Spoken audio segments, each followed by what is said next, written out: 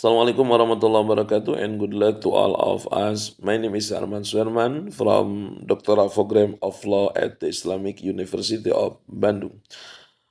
On this occasion, I will discuss about criminal law policy in the tackling corruption crime in Indonesia through the death penalty is linked to the principle of justice. Next, as we know, that corruption is an extraordinary crime and treason of trust. The logical consequence that corruption is an extraordinary crime. It requires countermeasures from an extraordinary juridical aspect and an extraordinary set of law. Conventional methods have proven to be unable to eradicate corruption. Even to tendency is increasingly sophisticated, but from the modus operandi and from the perpetrators.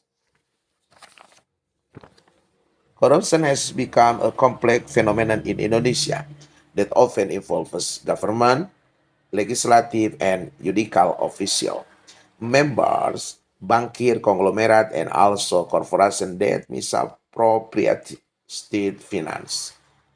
As a result, Indonesia had to suffer heavy losses that had significant impacts on the people economies.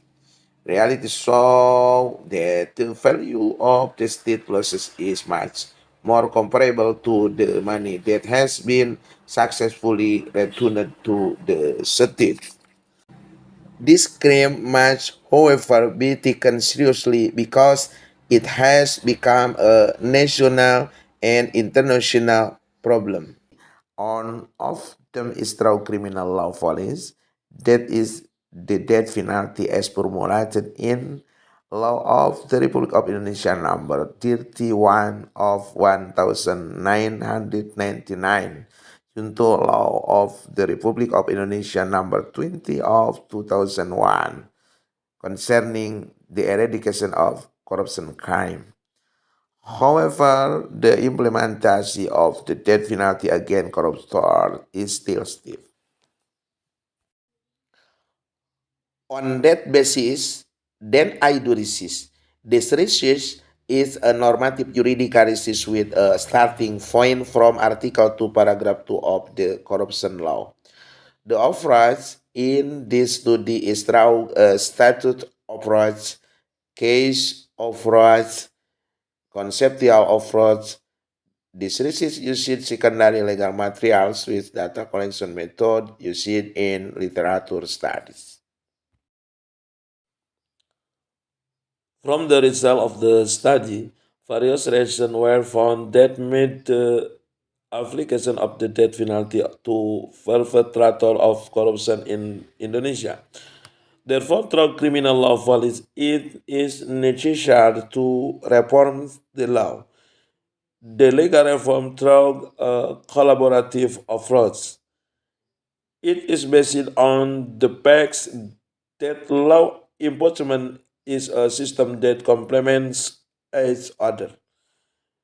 The three are the legal aspect of substance, the legal aspect of structure, and the legal aspect of culture.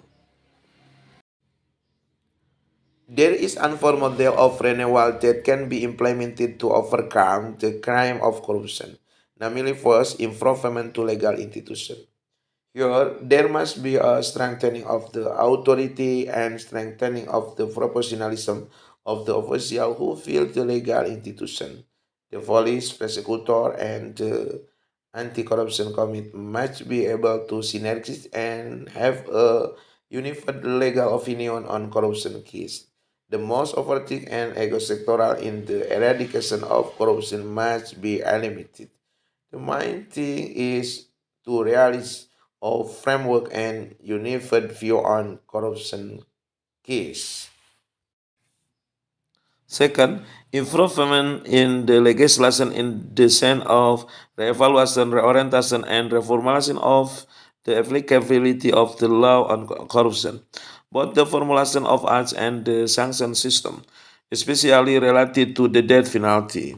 Three, the improvement in the sector, the legal culture of the community.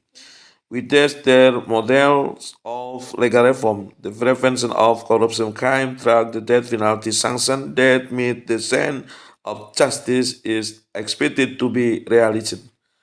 That's my presentation. Hopefully it is useful. Thank you very much.